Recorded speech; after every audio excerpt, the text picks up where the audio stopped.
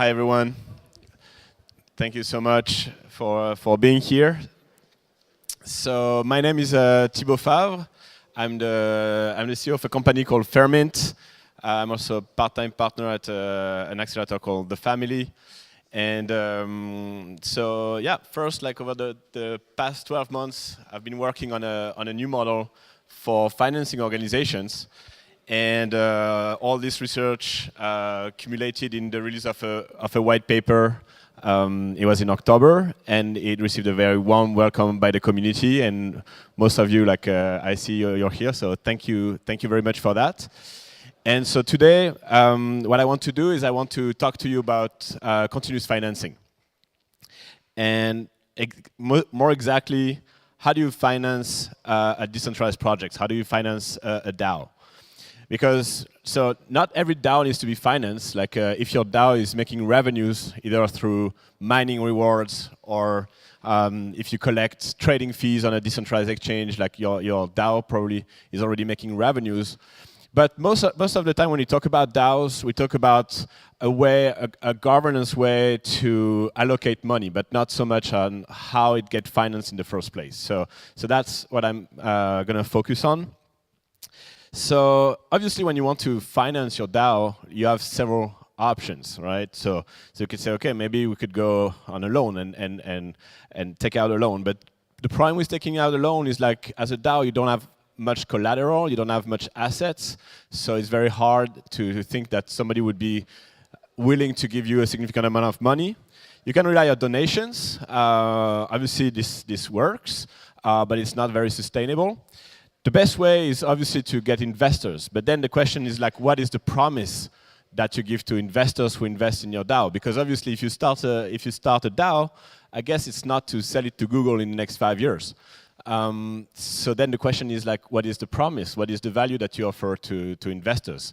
And so obviously, you could raise money through an impractical STO, but then the question is like, what is this token real value? Like, is it going to be dividends? These dividends are going to be voted by the token holders of the DAO. So it's not very appealing for an investor. And I think there's a better way, and this way is the continuous financing model. So how does continuous financing work? So it's pretty straightforward. Basically, continuous financing relies on the continuous issuance of governance-less, revenue-based tokens. And those tokens are really financial products. And they are financial products that basically help you leverage the revenues that your DAO is going to make to finance your DAO. So I'll get into a detail very soon. So but basically, this continuous financing model means that it's not like every single time today where at one point when you want to raise money, you need to stop working, and you need to start doing a lot of marketing to promote your ICO, to promote your fundraising or whatever, and say you're the best and you're going to deliver the world. And here, continuous financing means you continuously raise money. And you continuously raise money by making revenues. It's like the trust that people have in your organization, in the fact that you are executing well, that you are doing revenues and growing revenues, is what drives the financing of your organization. So it's like if you're familiar with credit revolving, which I don't like, but it's a good analogy. It's like you start your project and you open this line of continuous financing, and this line of continuous financing continues on and on until you want to close it. So how does it work? It's very easy. It's a smart contract, and on the one hand, you have the organization makes revenues, and on the other hand, you have all the stakeholders. So I represented a few here that buy and sell token. So first, who here in the audience is familiar with bonding curve? Just so that I know. Well, that's cool. So then, because So I used to joke that I try to explain bonding curve to my mom, which is very tough. So every time I want to explain bonding curve, I try other analogies. So the one I'm trying today is I try to represent the bonding curve in another way. Instead of the traditional representation, I represent it as a funnel. So it's like a funnel, and you pour money in. And when you pour money in, basically the level of where it goes is the number of tokens that you get out of your investment. So here, let's take an example. So I create a DAO. And as the creator, so I'm the first investor, so I buy $100. So let's say, obviously it would be DAI here in this example. I buy $100, and so I put money in the smart contract. So in green is the money that is going to finance the organization. And in pink is the money that is held in the buyback reserve. So basically here you have the accounts in real time. So when I invest $100, 90 goes to the organization, 10 gets in the buyback reserve, and then as a founder investor, so I'm minus 100 in my investment, and I got 14 tokens. And then an investor comes and say, okay, I like the idea, I like this DAO, I want to be supportive, so I'm going to invest $100 more. So obviously it puts more money in.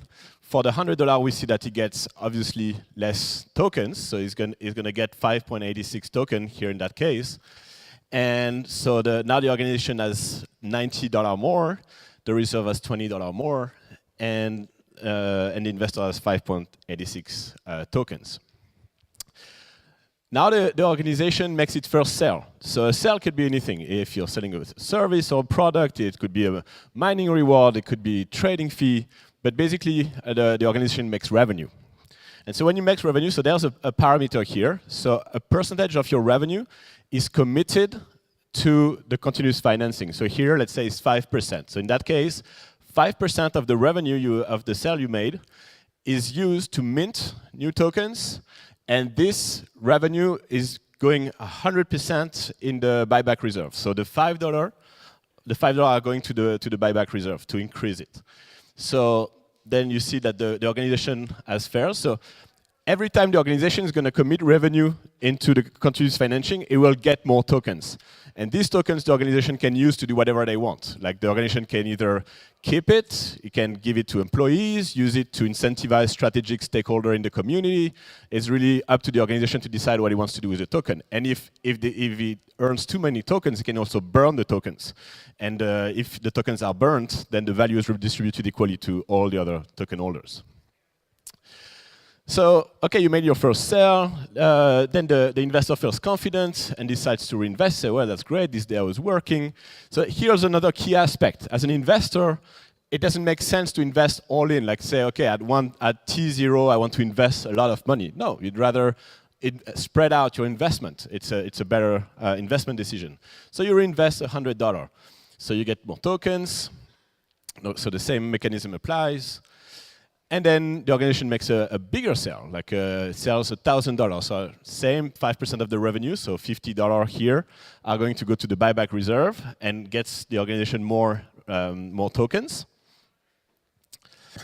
And then as a founder, you're like, okay, so I have rent to pay, I need to cash out a little bit. We already did good progress on my DAO, so obviously it's a very simplified project, right? Example. But I want to cash out a little bit. So then I decide to sell 5 of my tokens, and I sell them. So I don't sell them to the bonding curve directly because there's a secondary market. So the first thing I'll do is when I want to sell, I want to look on the market if somebody is willing to buy my tokens, because obviously if somebody is willing to buy, it's cheaper to buy from somebody that wants to sell than to buy directly to the bonding curve. So here, I find a buyer, and this buyer is willing to buy me my tokens with a 20% discount over the price that the bonding curve would offer. So I sell my tokens, and we see that here in this example, that means that I'm already profitable on my initial investment.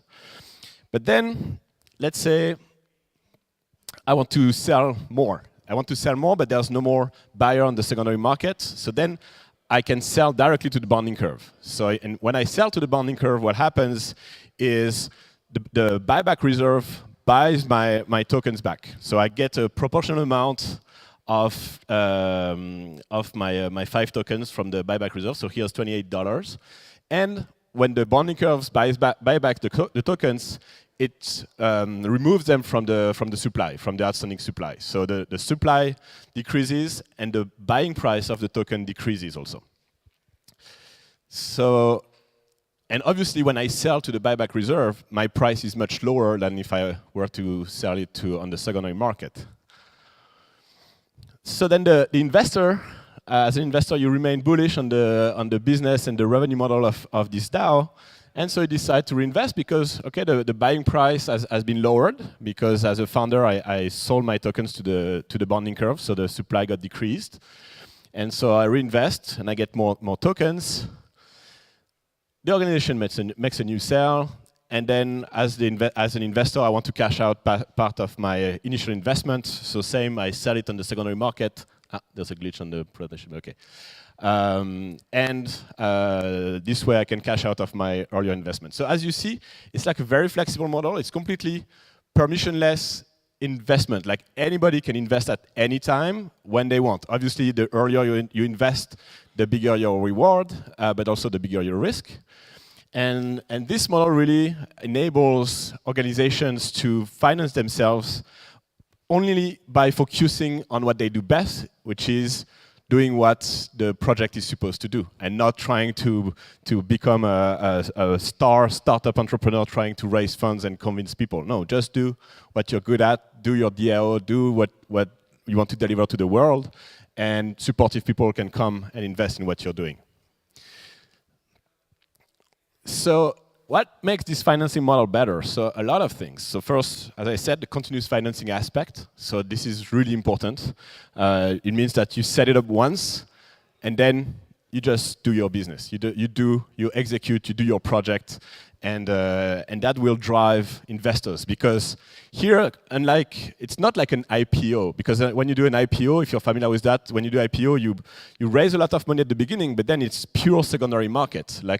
So you can do a tremendous business, but your share can go down to almost zero.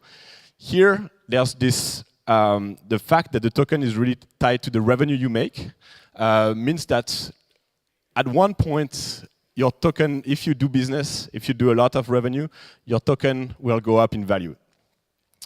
There's guaranteed liquidity. If you want out at any point, you can go out if you're the founder of a DAO, and then there's a vote that goes against what you wanted the community to vote, and you're very pissed and you want to get out, you can get out. So it's cash flow-based value. So as I said, the value of the token is really twofold. There's one part of the value that is speculative, like you expect more people to buy the token, and there's one part of the value that is based on revenues. You expect the DAO to generate revenues and growing revenues. It doesn't mean anything on governance. So these tokens, if you want, as a DAO, you can say, okay, the token holders get granted governance right, but by default, no. By default, they have no governance rights. Community incentives. All these tokens that the organization is buying can be used to incentivize people, like contributors of your community, contractors, so you can use it really at your discretion. It's open to anyone, it's permissionless, it's a frictionless investment, obviously because it looks like a security token, but it's not a security token in that the value is the token itself. It's not a token that points to a share or something like the value is the token itself. And so this enables fully continuous and permissionless financing. So somebody told me not long ago that basically it's kind of the promise of the ICO, meaning like a lot of people got excited for ICOs because it was like, okay, ICO is this way to raise money while building a community and while incentivizing people on the long run of your project. But the problem is that there's an endless debate on the value of the token. And so this is why a lot of very intelligent people scratch their head on trying to create value model for tokens. Here, the valuation is much easier. And so basically, it's a more balanced model than the ICO. The ICO was very founder-friendly, and so which attracted a lot of scammers. Here we keep it's very entrepreneur-friendly, but we don't forget the investor. The investor gets guaranteed liquidity, and so I guess it's a more balanced model between the VC model, which is completely investor-friendly and not entrepreneur-friendly, and the ICO model, which was a lot founder-friendly but not really investor-friendly. So Fairmint in that, what is Fairmint doing? So the good thing about the continuous financing model is I think it can be very useful to finance digital cooperatives, decentralized projects, but obviously it's not limited to that. And I think the world will gain a lot if we could bring that model to the real businesses, like meaning normal traditional businesses that are non-crypto. And basically I spent with Joris, who's here. Where are you, Joris? Yeah, Joris. So he's working with me on Fermint. And we just talked to entrepreneurs, and a lot of entrepreneurs. We spend a month talking to entrepreneurs, and a lot of them are indeed very interested in that, because right now it's a struggle when you're an entrepreneur, because either you go the VC route, but if you go the VC route, then it's a very, very hard way to go, because you need to raise a lot of money, and to be attractive for investors, you need to go into hyper growth. You need to grow like crazy, and they push you to that. I raise money in my life. I know they push you. Like they are like, no, you need to do more, even if it doesn't make sense. But you cannot do a sustainable growth. You need to grow whatever metric they think is important, and so that makes you make bad decisions, and that's bad because in the end, the incentives are misaligned. The investor objective in the traditional financing model is really to optimize the value of his exit, because his money is locked in your company. He knows that in 6-7 years he will have to sell it. So it's just focused on how do I make sure that in 6-7 years I can have the maximum out of my investment. It doesn't care if you succeed in 20 years, or that's not his problem. And then at one point, so as you push the investment, you run out of money, you need to re-raise money, and you'd better be in a good shape when you want to re-raise money, otherwise you just go bust. And so the continuous financing model is much healthier. First, it pushes you to generate revenue, so it's not just growing your number of users or things like this. And then, as you can see, like the curve, at the beginning, when you don't do revenue and when you make very little money, you will not get €1 million, or you will not get crazy valuation. But you will get what you need. Actually, we have entrepreneurs who tell us, I'd like to actually have a cap. Like if I start and I open a continuous financing revenue model, I don't want to raise more than 10,000 a month. It's because I don't want at some point that people get crazy, or there's a pump and dump that is organized, and I receive a €1 million investment, and then I feel the pressure to deliver on that €1 million, even though I'm very early. So we have several entrepreneurs who are telling us, like, can I cap the amount that I can raise every month? So that shows that it's really about sustainable growth rather than just going all in and going for to make a hyper growth company. You can do hyper growth company, but you don't. It's really as you want as the founder or as the community that is behind the project. And so and in the end, that's the virtual circle that I was mentioning is like the more you focus on your project, the more you execute, then the more people show. It shows like, okay, the project is working well, you gather more supporters. These supporters and these contributors, you can also incentivize them with tokens. And so you have this virtuous loop that gets engaged, and the more it works, the more it works. And so in the end, and that's also a very, very big thing for us, is we think right now there's really a big problem in terms of how the value, like the value gets redistributed in the world, because basically VCs are financed by LPs, and it's just money that compounds over the same people over and over and over again. And so what we really like with the continuous financing model is that for once it's a model that is a lot more redistributive than the VC model. Anyone can invest. You don't need to be an accredited investor to invest. Anyone can invest. Anyone can be rewarded and be aligned with the long-term success of the organization. And yes, so it's a lot more robust capitalistically. It's more inclusive socially. It does not discriminate. It's not. You don't need to do Stanford to attract investors. You just need to be passionate about what you're doing and execute well. And it's much more redistributive. So hopefully. My dream is that, like, in a few years, this becomes the default. Like, you start a project immediately, you go after continuous financing, and you say to people, you know what, if you want to invest, invest. If you don't feel comfortable now, invest later. But that's not my problem. That's your decision to invest. And when you start a project, like it happened to me a few times, you always have at the beginning this first customer or this first partner and say, oh, I love what you're doing, I want to invest. But you can't on the VC model. Here it's like, yeah, I would love my customer to be an investor in what I'm doing. I love it. I want to provide value to you. And all these things continuous financing allows you to do. So that's about it. So if you have questions, I'd gladly take them. Thank you.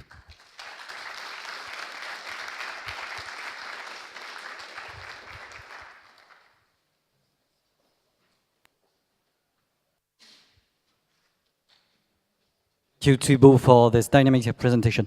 I have a question about your model.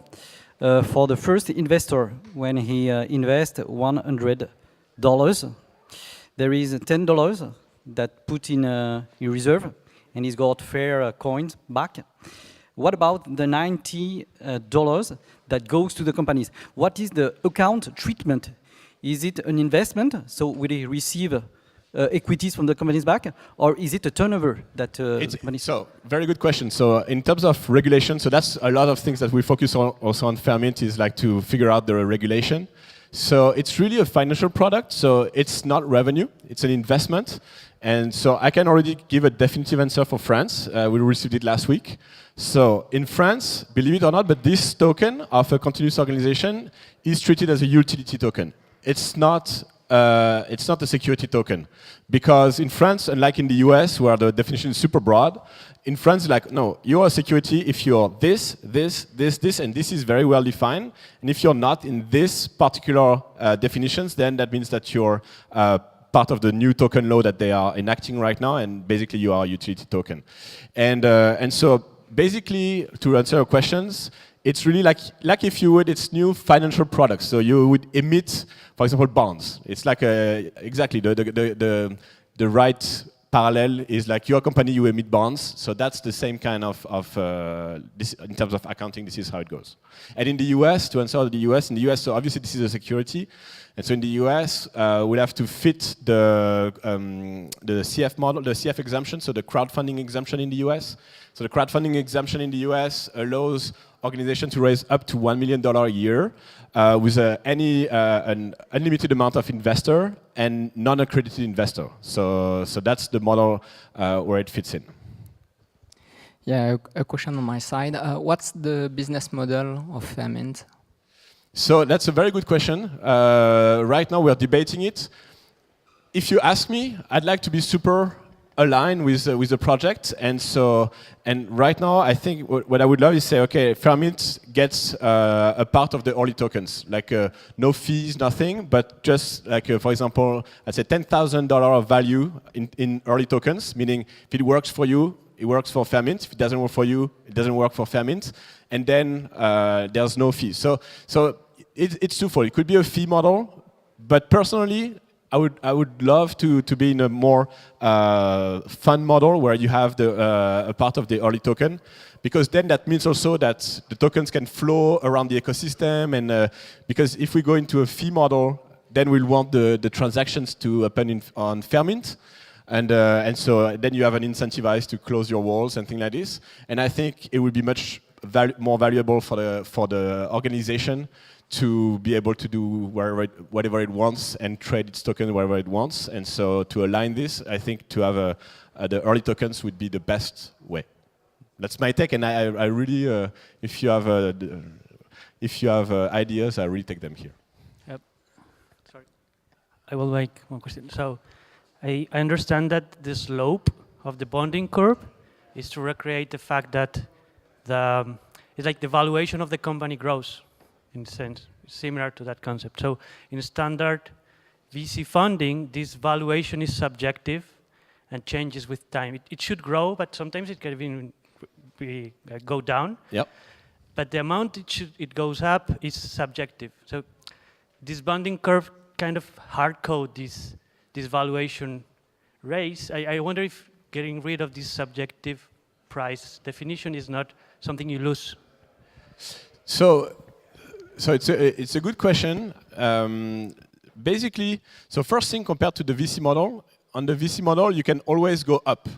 So if you go down, it's a big problem for the company because it's a down round. Everybody gets diluted. Like everybody wants to, the employees leave the ship. And so here you have the right to be a normal company and to have ups and downs. So if you have downs, what happens? Then people sell. You get the token price goes down. It doesn't affect your treasury. And actually, it's even good because it goes down to a level where it will enable people to reinvest. And if at some point you reach a point where people reinvest, that means more financing to your organization. So it's actually much more tolerant of ups and downs compared to the VC model. Does that answer your questions or not really? And the subjectivity. So in the end, the questions here, really, because I'm trying to think as an investor, what would make me invest or what would make me not invest into an organization that uses continuous financing? And I guess the answer is the leverage. Basically, this continuous financing model means that for every dollar that you put as an organization into continuous financing, you will receive X dollar back, right? And the ratio between the two is the leverage. So if the organization is growing, like the revenues are growing very rapidly, then maybe as an investor, I would be okay to accept a high leverage.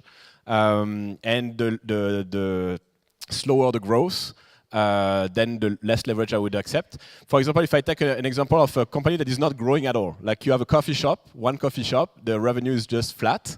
If you use continuous financing, what will happen is that you will receive an initial financing, but then at one point people will just stop investing because it's not a good investment anymore because the revenue don't grow as fast as to justify more investment. So what will happen is that you will have a first investment, then nobody will invest, and then at one point the revenue would catch up, it would become a good investment again, so people will invest again. And so this model, the continuous financing model, I guess can work in many with many scenarios, but the best scenario is that if you have a growing scenario. Like if you're a coffee shop, it kind of looks like a loan. If you have a chain of coffee shops, then it works better because then you can grow. So I am happy to answer any questions you have. I'm around. Thank you very much.